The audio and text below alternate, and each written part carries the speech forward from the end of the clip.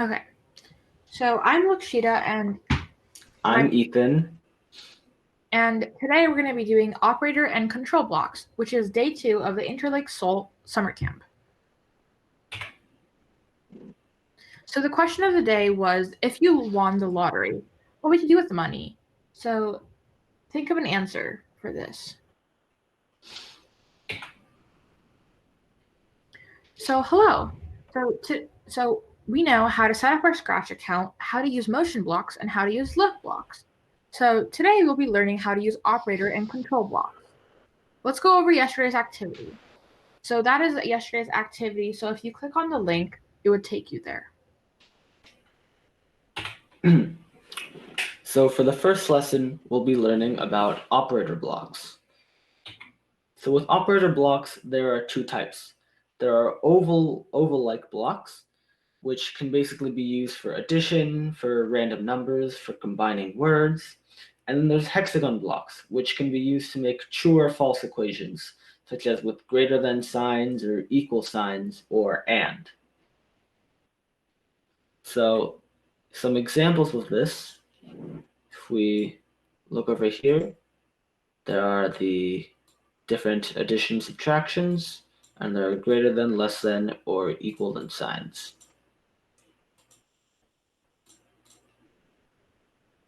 So if we go over here, we can see that there are multiple math symbols which can be used with the oval blocks, such as addition, subtraction, multiplication, and division.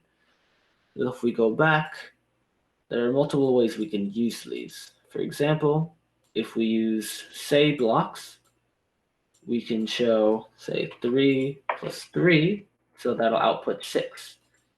So the icon will say 6.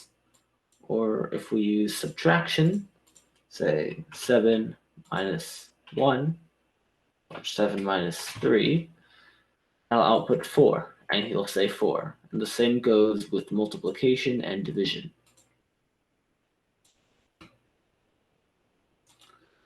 So next we have the random block.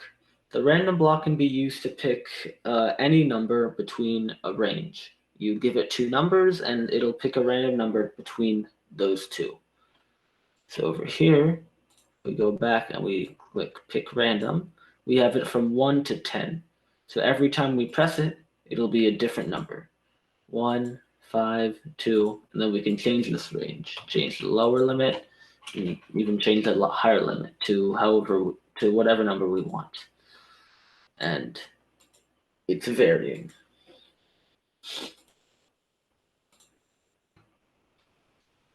So next we have comparing numbers. With these, we can compare two numbers and then we can see if that equation is true or false. We have greater than, less than, and equal to. So with this, we could use an if block. Example. So we can take greater than. So if we can put a number here, if 51 that is greater than 50, that will mean this is true. So because this is true, that means it'll output hello. But if we take this number and write something that's less than 50, so 49 is not greater than 50, so that means this is false. So when we start it, nothing happens because it doesn't go through the if statement. The same can be used with any of these three. So 50 equals to 50 is true, so it would output it hello, but 1 is not equal to 50, so that won't output anything.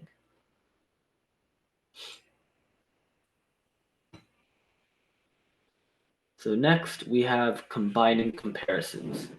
With this, we can combine multiple comparisons to create a bigger compared equation. We have and, or, and not. So each one of these does a different thing.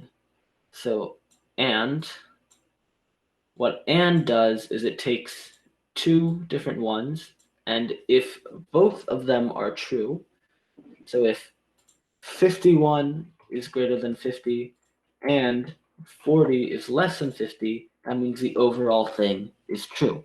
If even one of these two is false, then the overall thing is false.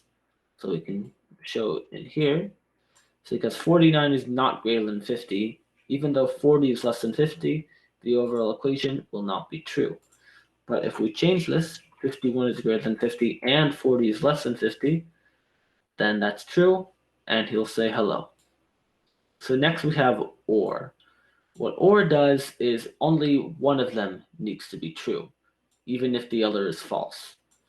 So if both of them are false, well, nothing will happen because then neither of them are true. But if only one of them is true, such as this one, if one is greater than 50, but one does not equal to 50, this will still be true because only one of them is true. Or if both of them are true, the same thing will happen. And finally, we have not. Not simply takes what equation you have and it brings out the opposite.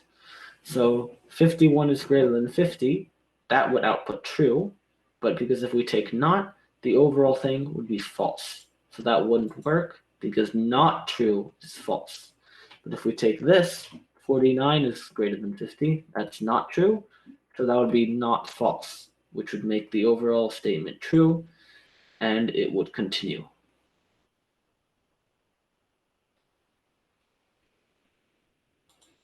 So next we have words. With the oval and hexagon blocks, we can combine words, find the length of words, find letters of words, and check if a word contains a certain letter. So if we check over here, if we can, for example, combine apple and banana. This will take the two words and we'll combine them together. And we can make these words whatever we want. And this one, it takes the certain letter of the word. So if we take letter 1 of apple, it'll take the first letter of apple, which is A. Next, if we have length, the length will simply say how many letters are in the word. So the length of apple, that would be 5 because there are 5 letters. So he'll output 5. You can increase it, and that'll make it 6. And next we have a hexagon block. So this can be true or false, simply similar to the others. So for example, this is apple contains A. So does the word apple contain A? That's true. So that means it will continue and it will output hello. But apple does not contain B. So this will output false and nothing will happen.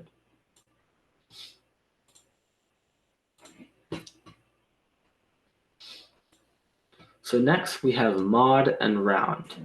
So for those who know division, mod is simply taking the remainder of an equation.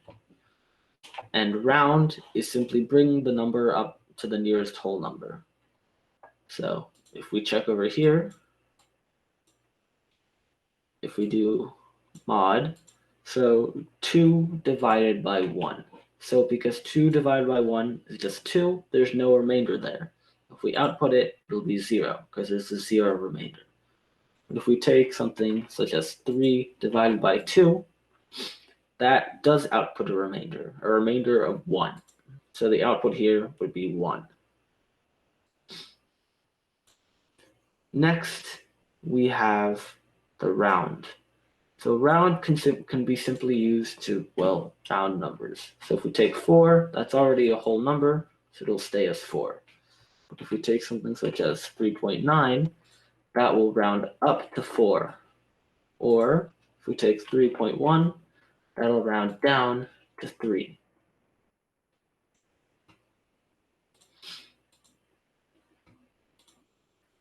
So and finally, for operator blocks, we have other math stuff. With this oval, it can be used for many different math equations. For example, this one shows absolute value. The absolute value simply takes a number and outputs the positive version of it. So if we show that here,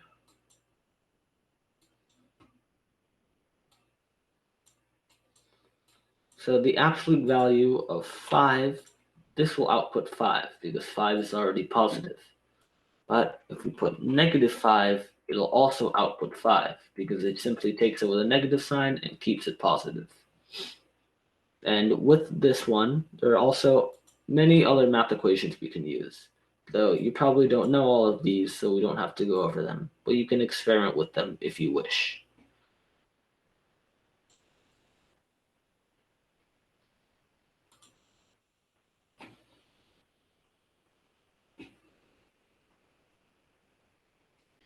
Okay, so now we're going to be going over some control blocks.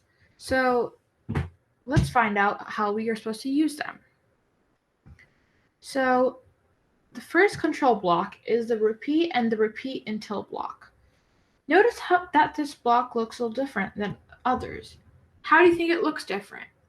Well, as you can see, there is a circular block right here and there's a hexagon block right here. So you can add in another block. This block allows you to store other blocks inside of it. This is because it's a loop block. A loop block runs the code inside of it for a certain amount of times. When you use a repeat block, it repeats the code inside the block a certain amount of times. If you use a repeat until block, it will run the code until the condition is met. What do you think happens if the condition is never met? Well, if the condition is never met, the code will never end. So let's be careful about that. So let's go to Scratch and try this out.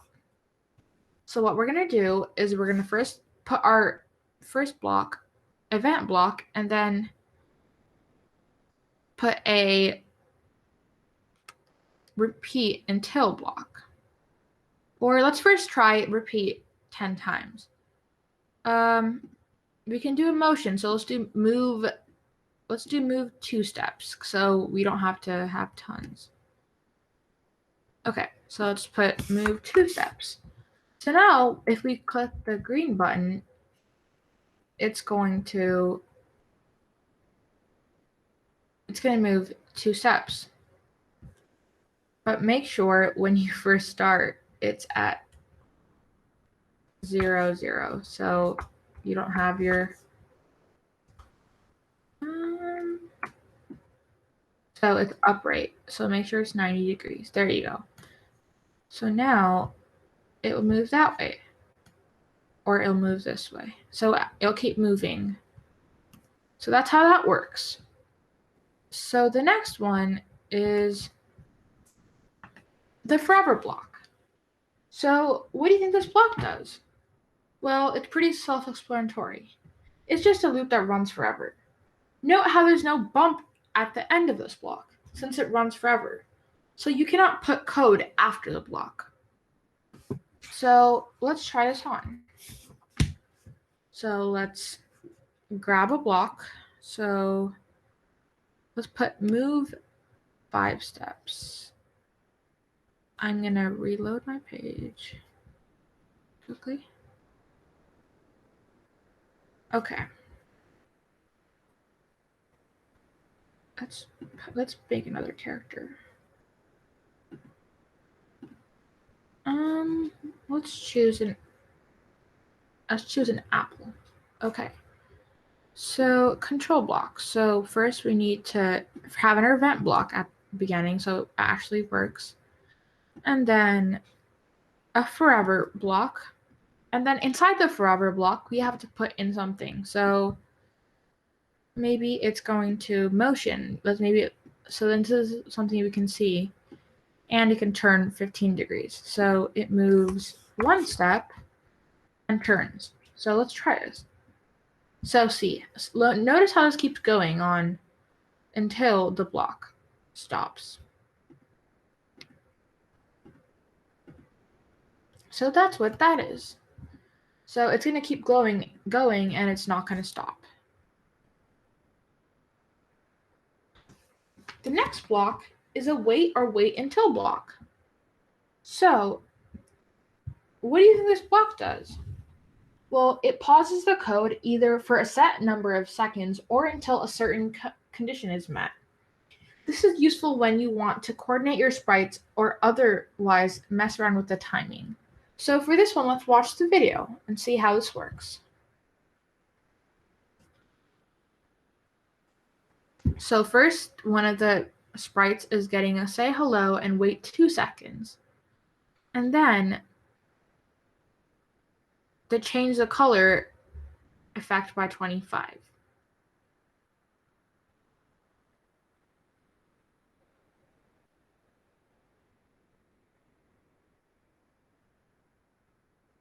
And then the wait until is in there, and then it says touching mouse pointer, and you can change that as well. And then say, I am touching the mouse pointer. And then it'll change color. So hello, it's been 2 seconds. And then I'm touching the mouse pointer. Mouse pointer, sorry. So that's what that does. So let's go to the next one. The next one is the next one is the if then or if then else block. What do you think this block does? Well, it checks a certain condition and runs some code if it's true. This block is useful if you want to do 2 or more cases in your code. So if you want to have 2 of them going on the same time and you want to say if this condition is met, then do that. Or if this condition isn't met, then don't do it. And this is what happens. So let's also watch the recording for this one.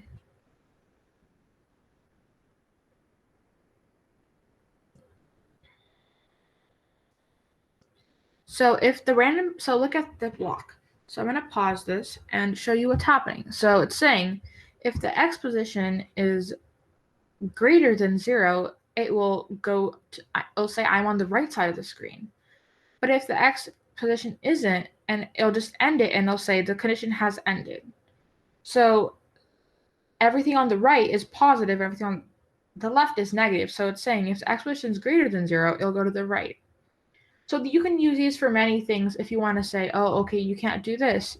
So this is that's what's happening. So this is a really useful block when you want to run 2 or more codes at the same time. The next one is a stop block. So this block, it ends a program other than scripts or just a script in it. So you can completely end everything. So when you're looking at this, it will end. This will go. And then if you want to put when the sprite is clicked and then stop all of them. So when that sprite is clicked, that it'll stop. Like everything will stop out of it. So that's when you want to stop the whole program or like a couple of other ones. And you know how this is a drop down right here? You can change it. You can be like everything, this script, or every other script in the sprite. So make sure that you're choosing which one you want to use. The next one is a clone block. So in Scratch, there are 3 commands that are related to clones. The first one is when I start as a clone. This provides a code that each clone will do once they enter. The second is creating a clone of yourself, so you can make a duplicate of yourself. This can also be used as creating an additional clone. And finally, there's the delete this clone, which is you're deleting the clone that is current. So when you want to make multiple sprites, you can use this clone.